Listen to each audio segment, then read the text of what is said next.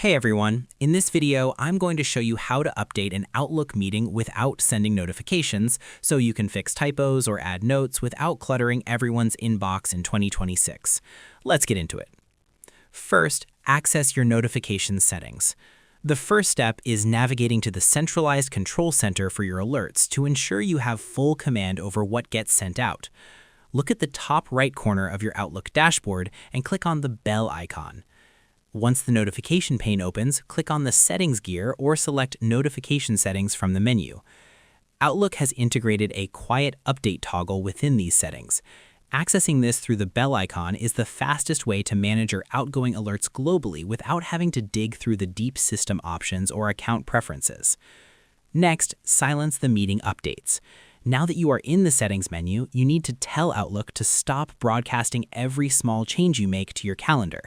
Scroll down to the Calendar section within the notification window. This is the most direct method in 2026. By turning this off, you are placing a temporary mute on your meeting invites. This allows you to go into your calendar and edit descriptions, attach files, or change the room number without triggering an automated email to every single person on the guest list. When you go to your calendar and make your edits, hit Save. And once your calendar reflects the new info, go back to the bell icon and toggle your meeting notifications back to on.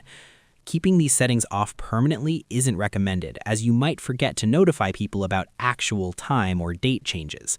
By toggling it off only for the specific edit you need, you ensure a silent update for minor fixes while keeping your professional communication reliable for the big stuff.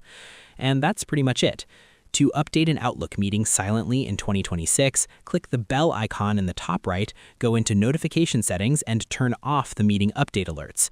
Make your calendar edits, save the changes, and then simply re-enable the notifications to return your account to its normal settings.